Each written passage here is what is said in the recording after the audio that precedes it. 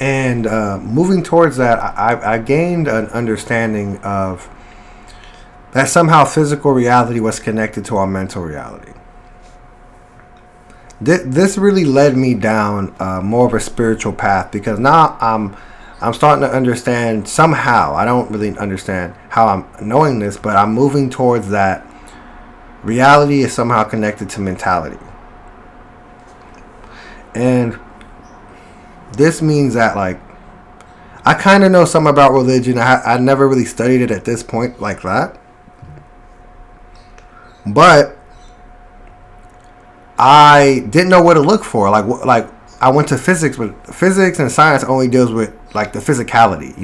You could start looking at like dark matter and quantum physics and the quantum verse. That, like, the quantum verse is a different universe that exists, in our world. But aside from that, like, you don't really know too much about conceptuality.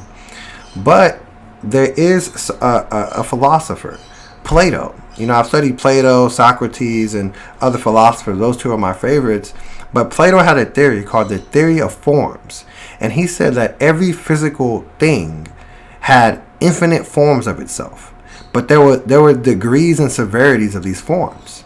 And these forms go from, like, terrible and awful to divine and holy. And the better you are, the more beautiful, the more perfect, the more symmetrical, more beautiful you are, the closer you are to God.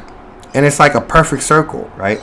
A perfect circle, I mean perfect, is a true representation of God as a circle, because God's perfect. But a circle that's messed up and squiggly lined and is just like a representation of a disformed variation of that circle, which is a lesser degree of God. And so I wanted to expand on that, like, okay, so what does that mean? Okay, so things can come from conceptuality to physicality. I don't really know what, aside from Plato though, what do you study this? But I started to like look up things to deal with like just like spirit and soul and stuff like that. And I got to like research like tarot cards, spirits, talking to other entities, star seeds, and this is when I went to a star seed. A star seed is like, I would say, like a person whose spirit isn't from this world, reincarnated from another dimension and came here and was born as human to essentially help with the ascension or the divine of this world, like help people grow. And that to me was weird, but now that I start to see that maybe mentality has something to do with physicality, maybe spirits or consciousness or whatever you want to call it has something to do with it. And I really started to believe, like, maybe I'm a star seed, maybe I have purpose, maybe I'm here for a reason. And I just kind of went down that loophole of starting to focus on, I'm a star seed, I'm from another planet, I probably have powers and empath and all these things. And I really fell into that for a while. Okay.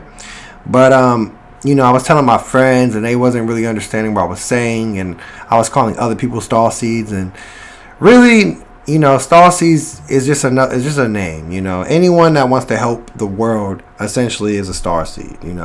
So it's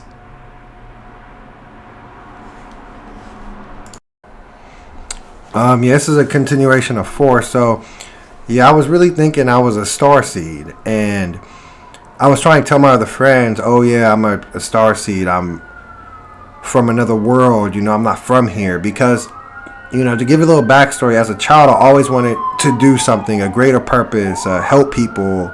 And I always had the idea of, like, the more intelligent that humankind is, the lesser problems we will have and the more solutions we could focus on.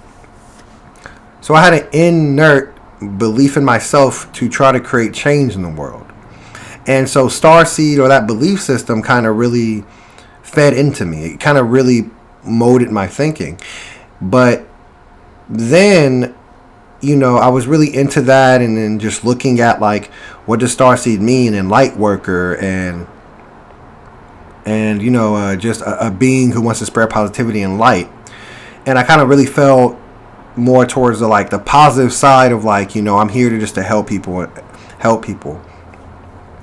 And that was interesting. And then I started to dive deeper, into, okay, now I have a purpose, and now I have a mission, and I was sitting here. And so I started to move towards religion. I started to actually move towards religion, because now that we're talking about purpose, and we're talking about that I was sent here from somewhere else, that means that there's other places in the physical reality. There's other dimensions and realms. And I never really thought like that before. I never really gave it thought. Like, my mind was all so on the physical reality, not really more on other places.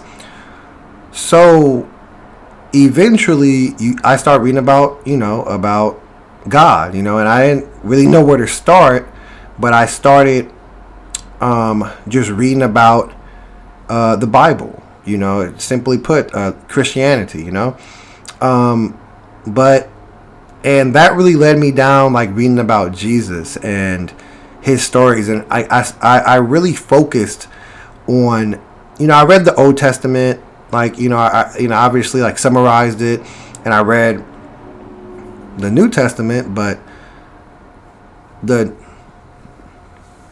New Testament really impacted me. It really spoke to me. Like, the words of Jesus and his experience, I felt like I really connected to him. I felt like it meant so much to me. This story meant so much more than I know, right? And I didn't know at the time why it made me feel like this. And this wasn't too weird. This was kind of exciting for me, and I kept getting all these revelations about the world and about things, and this entire time I have like an inner voice that I've had since I was a kid, and it speaks to me. It talks to me, but it only tells me like positive things to do, or like things to direct my life. Okay, so now I'm going down, reading the Old Testament, reading Elijah, reading Josiah, reading Moses, reading Paul, reading Matthew, and really focusing on all the like really important Old Testament stories and New Testament stories, and it really started to like open up another understanding of how like the world's difficult, but there's meaning in your experience, that you can find meaning, you can find faith. Like, I'm reading all these stories of people who went through very difficult lives, but they had faith, and God always favored them.